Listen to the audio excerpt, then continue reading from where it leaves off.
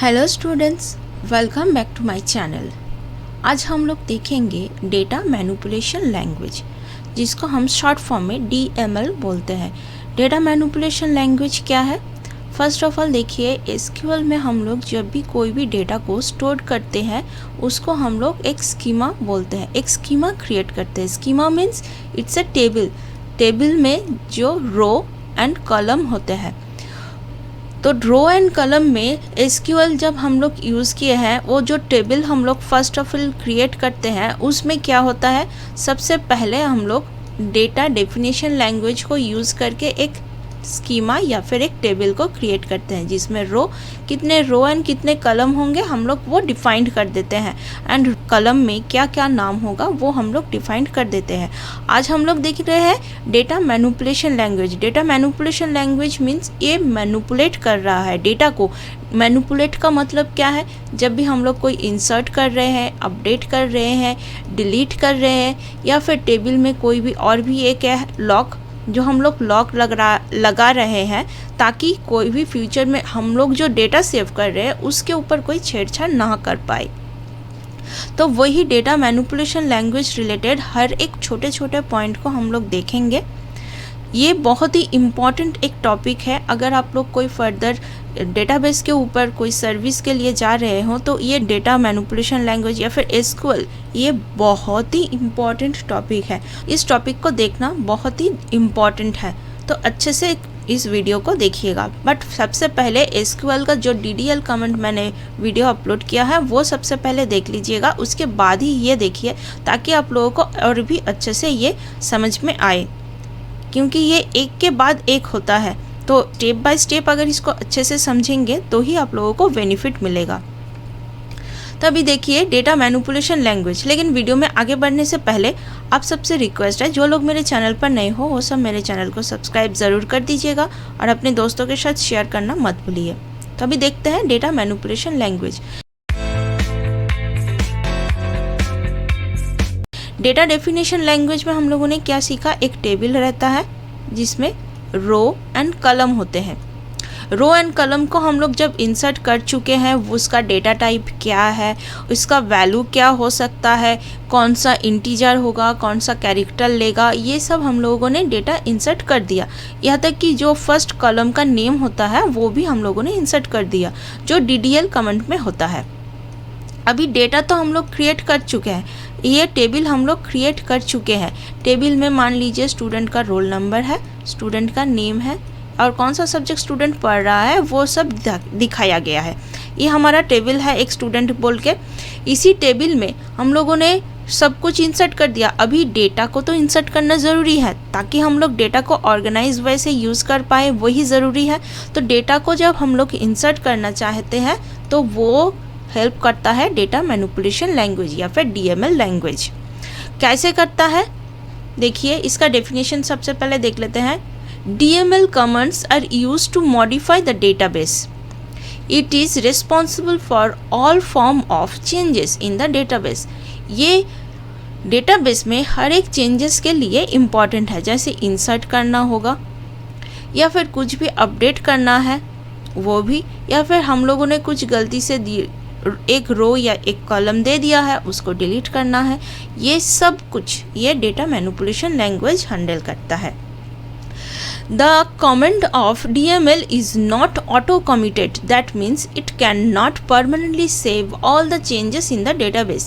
It can be rollback. देखिए, ये auto committed नहीं है। मतलब क्या, हम लोग जब भी डेटा को इंसर्ट करके इसको एंटर दे रहे हैं तो वो क्या होगा, उसमें ये रन टाइम में चेंज होगा बट डेटाबेस में परमानेंटली ये सेव नहीं होगा। मान लीजिए हम लोग जब तक इसको परमानेंटली सेव नहीं करते हैं तब तक ये डेटाबेस में सेव नहीं होगा। हम लोग इसको रोल बैक कर सकते हैं। मान लीजिए पूरा डेटा जो हम लोग यूज़ कर रहे हैं या फिर स्टूडेंट का नाम एज दे रहे हैं जो C लैंग्वेज पढ़ रहा है, जिसका रोल नंबर 2 है, इसको लेकर हम लोग इसको एंटर देंगे तो ये परमानेंटली सेव नहीं होगा। मान लीजिए यहाँ पर 2 की जगह हम लोगों का 3 होना चाहिए था रोल नंबर, क्योंकि 2 ऑलरेडी है। तो उस टाइम हम लोग इसको डिलीट करके हम लोग इसको 2 की जगह 3 को रिप्लेस कर सकते हैं, इसीलिए ये बोल रहा है it's not a auto committed. और रोल बैक तो हम लोग जानते हैं, हम लोग जब भी ट्रांजैक्शन कंट्रोल लैंग्वेज को देखेंगे वहाँ पर और भी डिटेल्स में ये रोल बैक का मतलब क्या है वो देखेंगे। तो अभी देखिए डेटा मैनिपुलेशन लैंग्वेज में हम लोग क्या क्या यूज़ करते हैं। एक आपका होता है इंसर्ट, दूसरा आपका है delete, update, delete and lock. Insert का मतलब क्या है, हम लोग कोई भी डेटा इंसर्ट कर रहे हैं तो कैसे, देखिए इंसर्टिंग डेटा इनटू ए टेबल, टेबल में हम लोग जो डेटा इंसर्ट कर रहे हैं वो इंसर्ट कमेंट के द्वारा होता है।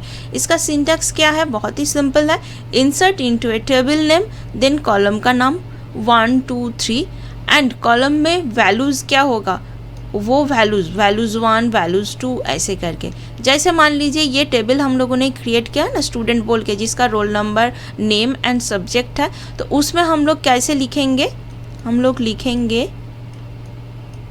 इंसर्ट इनटू, ये कीवर्ड देना होगा, टेबल का नाम क्या है, स्टूडेंट,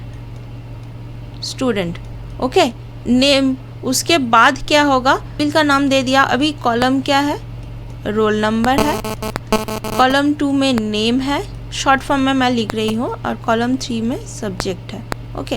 अभी ये हो गया, उसके बाद वैल्यूज़ लिखेंगे,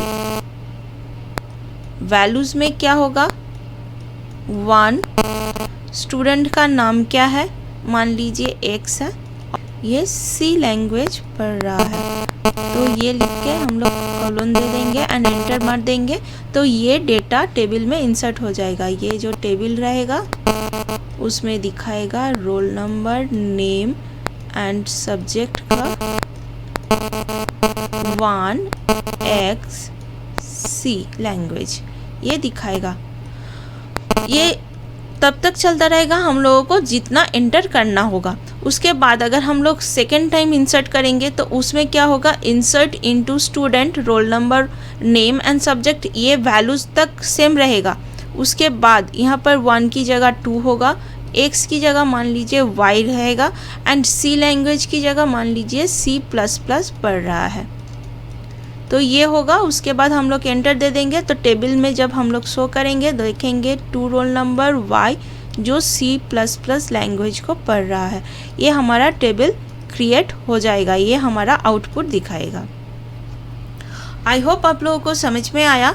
नेक्स्ट आता है आपका अपडेट। तभी अपडेट में क्या है, अपडेट एग्जिस्टिंग डेटा इनटू ए टेबल, टेबल में जो एग्जिस्टिंग डेटा है उसको अपडेट करना है। मान लीजिए जो रोल नंबर 2 है उसकी जगह हमें रोल नंबर 3 करना है, या फिर स्टूडेंट की नेम y है उसकी जगह हमें z करना है, या फिर जो सब्जेक्ट हम लोगों ने C++ लिया था वो C++ की जगह मान लीजिए आपका नेटवर्किंग है, ये हमें अपडेट करना है, तो हम लोग ये अपडेट कमेंट से यूज़ करेंगे। तो इसका सिंटैक्स क्या है, देखिए, update table name set column का नाम इक्वल टू वैल्यू 1, कॉलम का नाम 2 equal to value 2, where condition हम लोग दे देंगे।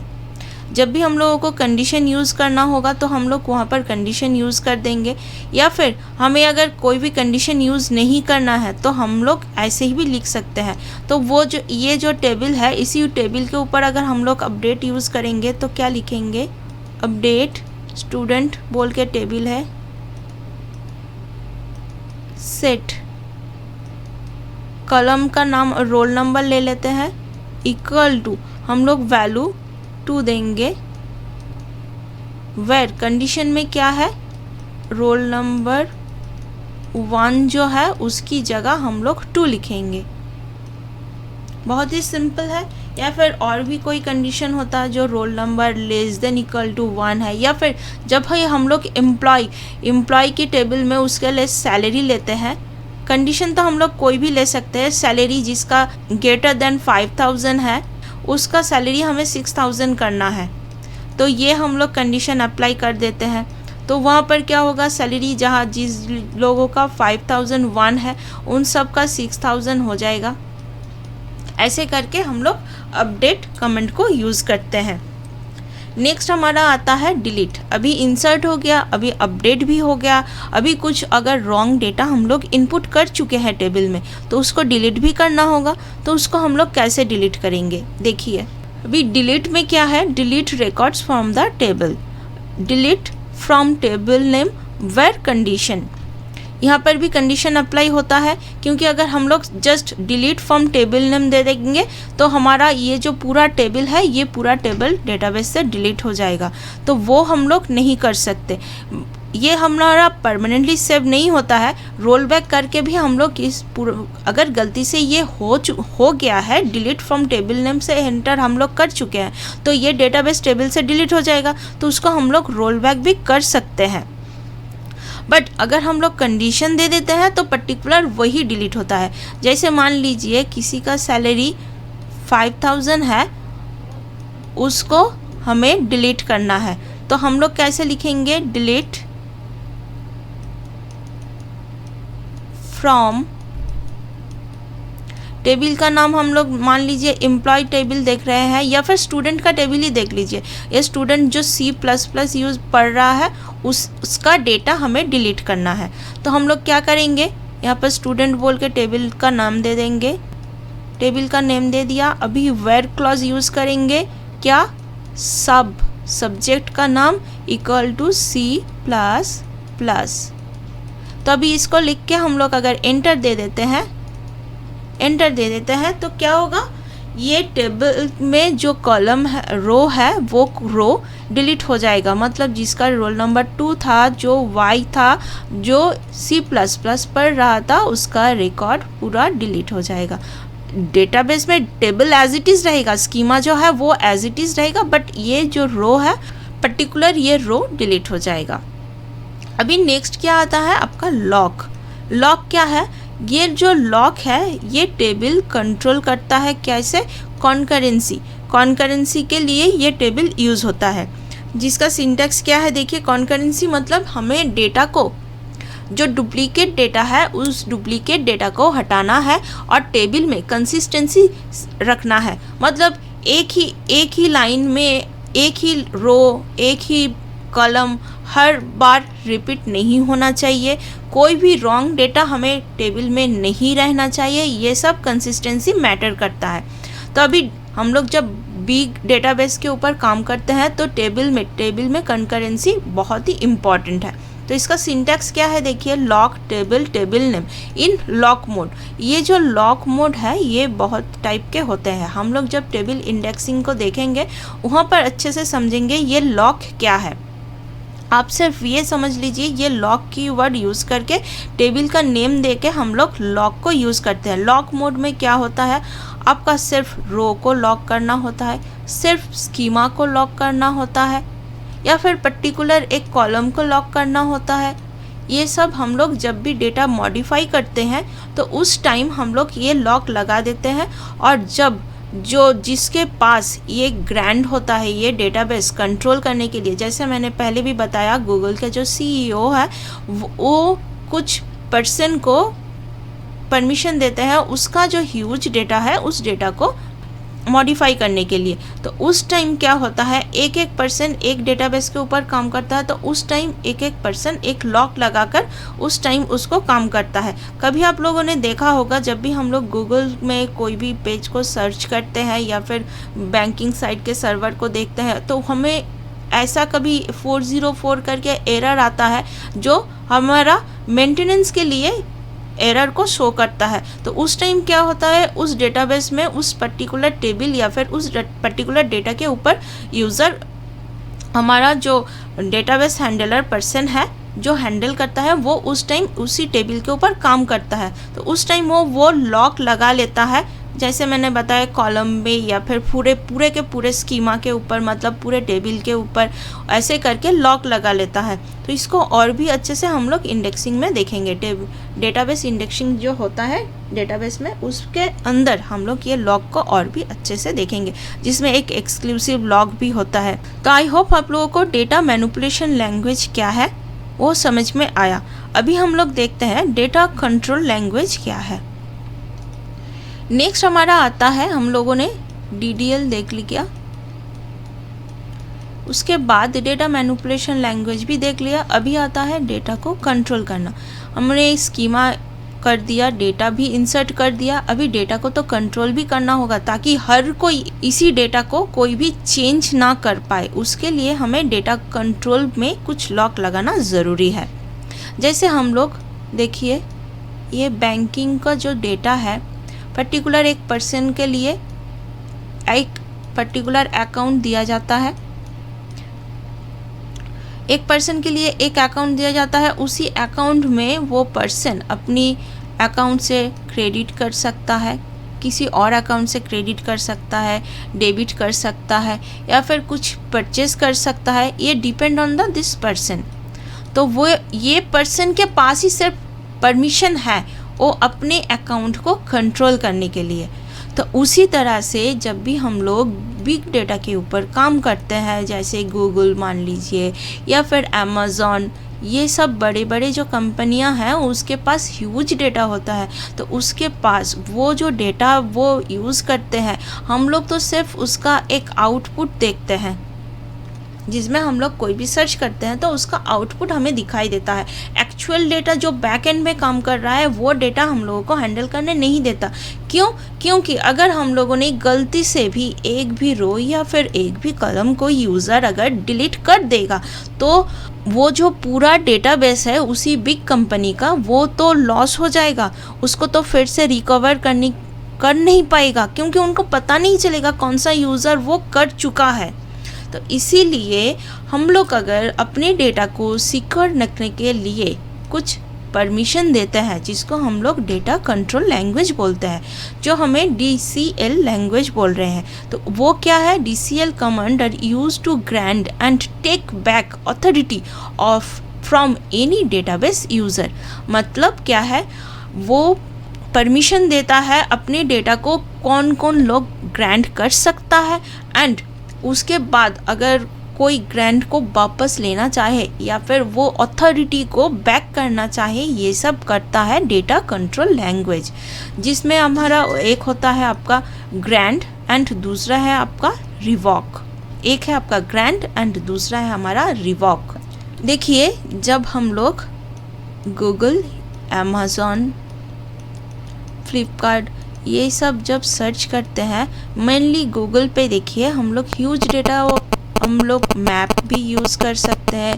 कुछ भी डेटा को सर्च करने के लिए हम लोग गूगल सर्वर को यूज़ कर रहे हैं। तो वहाँ पर क्या होता है, ये जो डेटा है बिग डेटा, वो गूगल के कुछ पर्सन, मान लीजिए जो मैनेजर है, 2 या फिर 3 मैनेजर है, इन लोगों को पास ये परमिशन है उस डेटा को चेक करने के लिए, उस डेटा को कोई भी अपडेट करने के लिए, कुछ भी इंसर्ट, अगर नया कोई इन्फॉर्मेशन आया तो उसको इंसर्ट करने के लिए, या फिर कोई भी मान लीजिए रॉन्ग डेटा यहाँ पर दिया गया है तो वो इन्फॉर्मेशन को डिलीट करने का परमिशन सिर्फ ये 3% के पास ही रहेगा। क्योंकि जो गूगल का CEO है वो इन तीनों पर्सन को एक ग्रांट परमिशन दिया हुआ है कि सिर्फ आप तीनों ही ये डेटा को हैंडल कीजिए।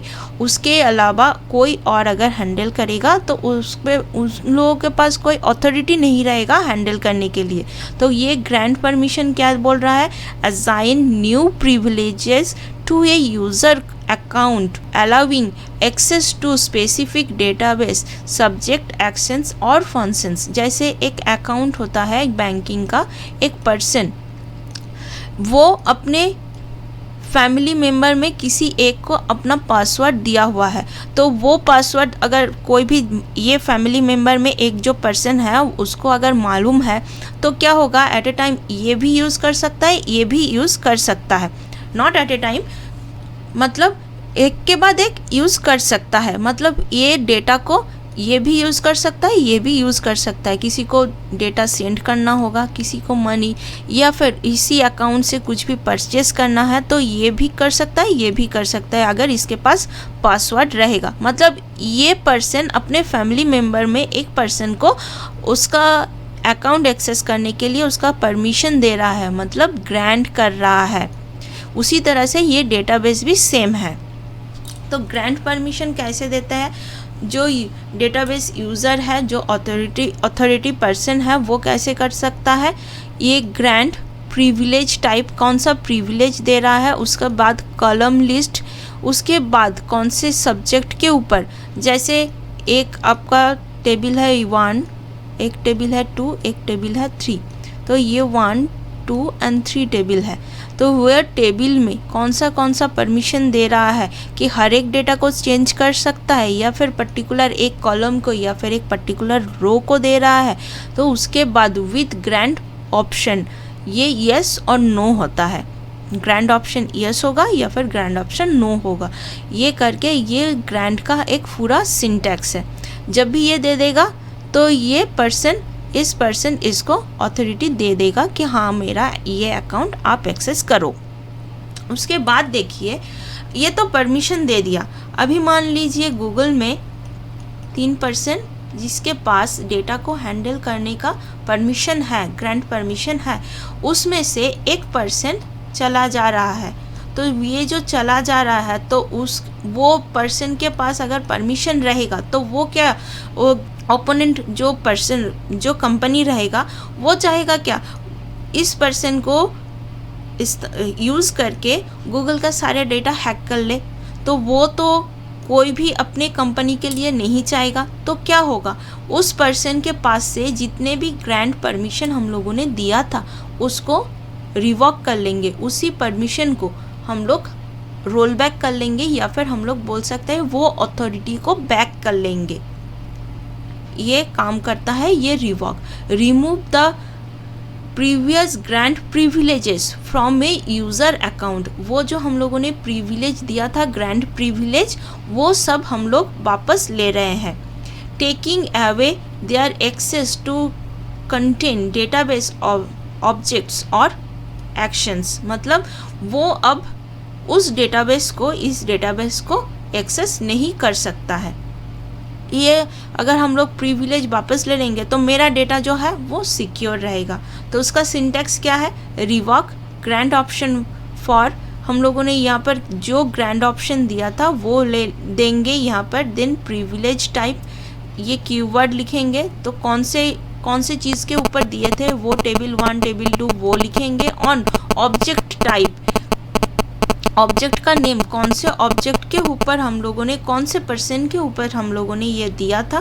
फ्रॉम यूज़र कैस्केड, ये कैस्केड हम लोगों को लिखना ज़रूरी है। तो हम लोग इसी सिंटैक्स के द्वारा ये जो रिवॉक होगा यूज़, और जो हम लोगों ने ग्रांट परमिशन दिया था वो सब हम लोग वापस उस पर्सन से वापस ले रहे हैं, ताकि वो फर्दर में हम लोग हमारे कंपनी के लिए कोई भी मुसीबत क्रिएट ना कर सके। आई होप आप लोगों को DML एंड DCL ये 2 कमेंट कैसे यूज़ होता है, इसका यूसेज क्या है एंड सिंटैक्स, इसका लिखने का तरीका क्या है और ये कहाँ पर यूज़ होता है, ये सब कुछ हम लोगों ने यहाँ पर डिटेल्स में डिस्कस किया है। फिर भी अगर आप लोगों को लगता है इसमें आप लोगों का कोई भी कन्फ्यूजन है तो आप लोग नीचे मुझे कमेंट सेक्शन में बता दीजिएगा। मैं आप लोगों के वो कन्फ्यूजन दूर करने की पूरी कोशिश करूँगी। वीडियो अच्छा लगे तो इसको लाइक शेयर एंड सब्सक्राइब ज़रूर कर दीजिएगा। आज इतना ही, मिलता है नेक्स्ट वीडियो में।